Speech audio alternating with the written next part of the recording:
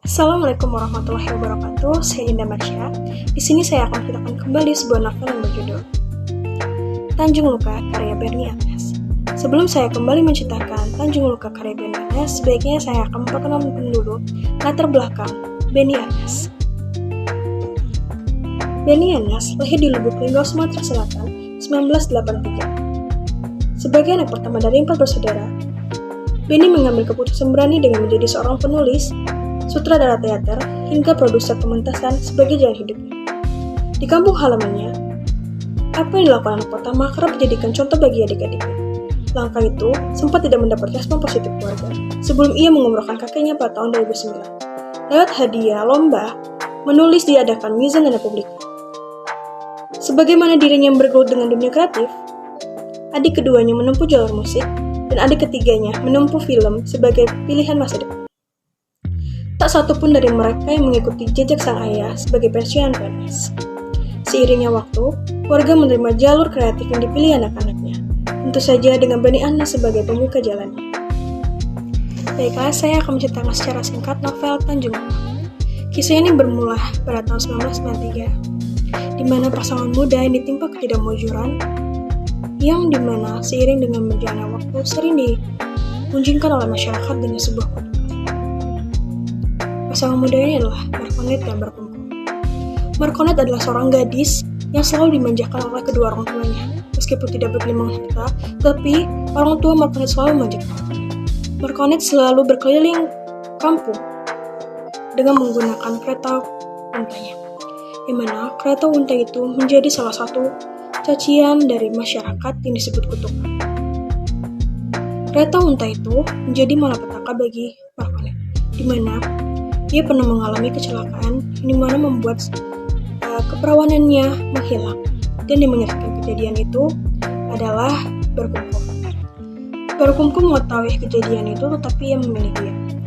Hingga pada suatu hari, Marconet menikah dengan seseorang. Tapi seorang itu malah memilih menceraikan Marconet karena mengetahui kalau Marconet sudah tidak perawan. Dari hal itu, semua warga kampung semakin mencaci Marconet. Hingga akhirnya Marconet bercerai. Hingga suatu hari, warga Marconet mengetahui kalau Marconet kehilangan keperawanan itu dari kecelakaan dia menunggangi kereta untanya, dan yang mengetahui itu adalah Berkumkum. Sehingga kedua orang tua Marconet meminta Berkumkum untuk menikahi Marconet. Hingga akhirnya Marconet dan Berkumkum menikah. Pernikahan mereka berdua juga menjadi gunjingan oleh masyarakat karena dianggap tidak cocok. Seorang Marconet yang habis bercerai dan kehilangan perawanan harus mendapatkan seorang pria di masjid. Warga desa pun menyebutnya sebagai kutukan. Hingga akhirnya Marconet hamil, dan Marconet harus melahirkan pada malam hari hujan deras di mana tidak ada seorang pun yang membantu ibu persalinan. Hingga Marconet harus melahirkan di tengah hutan di dekat kandang babi, yang menurut warga desa itu menjadi kutukan karena Marconet juga terlahir di dekat kandang babi.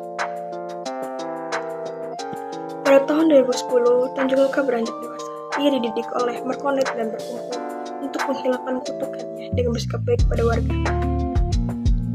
Marconet selalu bertengkar dengan tetangga sebelahnya, yaitu Nek Karimah yang sangat cerewet. Berkumkum tidak ingin bekerja, dia hanya menjadi seorang garin yang bersikap alim dan taat kepada agamanya. Sehingga menuntut Marconet harus menjadi tulang punggung keluarga.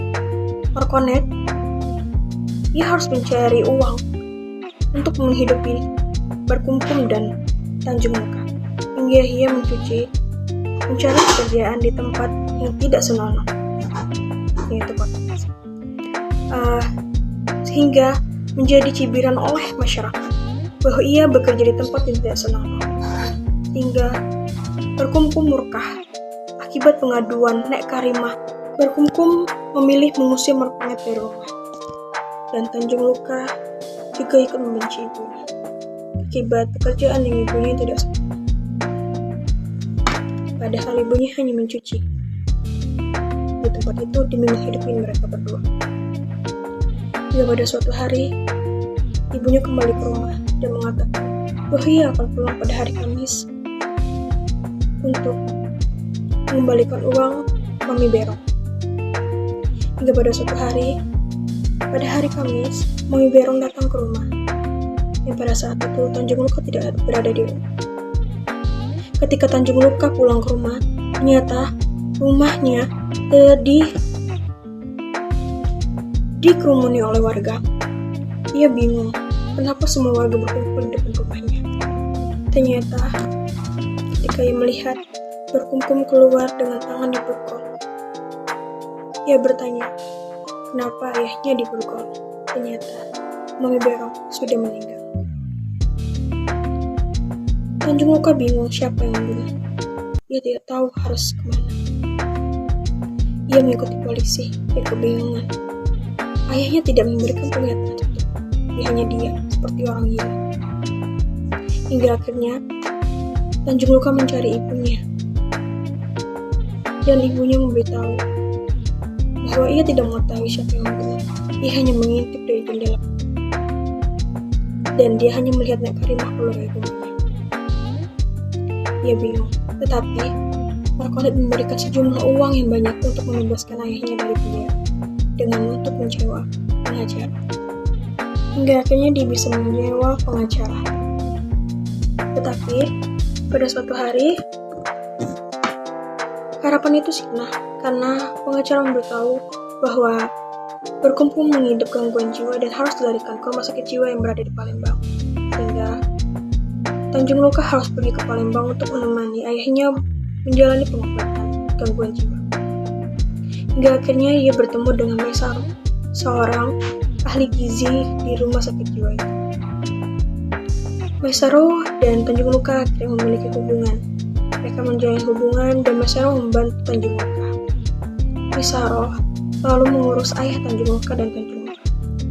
Hingga akhirnya Maisaro memberitahukan bahwa di kampungnya di Binjai, ia mempunyai seorang puyang yang bisa membantu mereka untuk melarikan diri.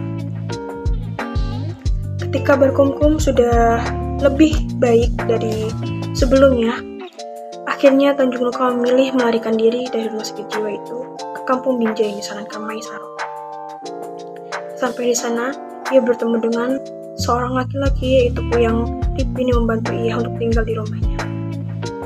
Ia terkejut, ternyata Puyang yang disarankan Maisaro itu, Puyangnya itu adalah Karimah, nenek tetangga sebelahnya yang mengetahui saksi mata dalam kejadian pembunuhan itu. Hingga akhirnya Tanjung Luka menanyakan hal itu kepada Nek Karimah apa yang sebenarnya terjadi.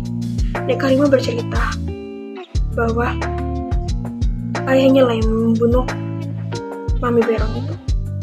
Dia mengatakan kalau berkumkum itu sudah gila dari dulu. Nek Karimah bilang bahwa berkumkum suka membunuh anjing demi menghalangi ia masuk ke masjid karena takut malaikat tidak ingin mendekati masjid karena ada seekor anjing. Dan berkumkum sering mengamuk jika tidak diberi jatah menjadi imam. Mendengar pernyataan itu, Tanjung Luka semakin kehilangan konsentrasi dan membuat ia menjadi tidak stabil. Hingga keesokan harinya ada kabar bahwa Nek Karimah sudah meninggal dan ada 2 jasad. Yang satunya adalah Maisaro. Maisaro juga meninggal bersama Nek Karimah di Sungai Binjai. Hari itu mereka melakukan pelarian lagi ke tempat ibunya untuk bertemu ibunya Markondet. Ia melakukan pelarian dengan menggunakan travel. Tanjung Luka dan berkumkum kaget, ternyata supir travel itu adalah orang yang mereka kenal di dalam penjara. Mereka membahas tentang kasus pembunuhan itu, sehingga membuat supir itu penasaran. Dan supir itu bilang, kalian memang mencurigakan, kalian adalah seorang penjahat. Dan hal itu membuat berkumkum dan Tanjung Luka kesal, hingga membuatnya merasa terancam dengan todongan mandau yang ditudungkan kepada mereka berdua. Hingga akhirnya Tanjung Luka dan berkumkum mengelabuhi supir itu untuk turun dari hutan dan kemudian mereka membunuh supir itu dan membuangnya ke sungai.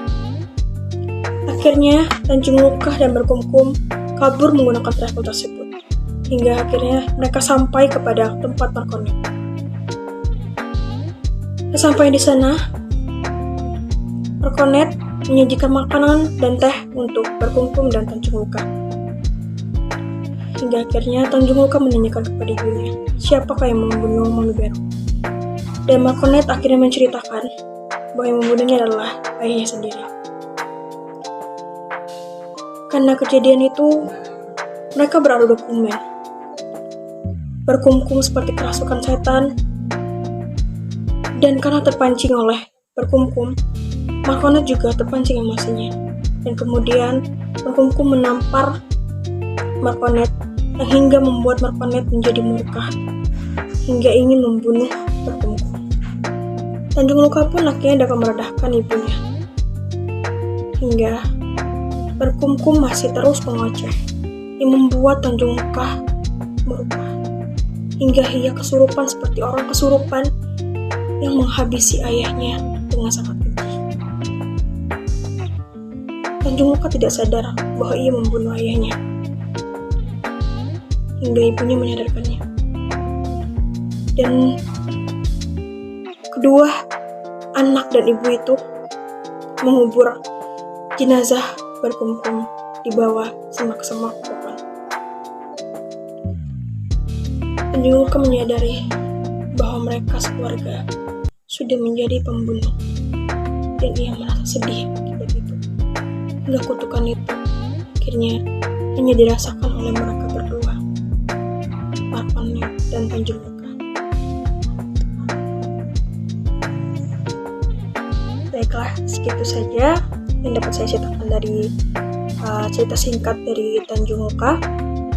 Menurut saya ada hubungan sosial antara novel tersebut dengan latar belakang Beni Arnas, karena cerita ini terjadi di Ulak Kangkung, terjadi dekat Sungai Kelingi, yang mana Beni Arnas juga lahir di Ulak Surung di dekat Sungai Kelingi.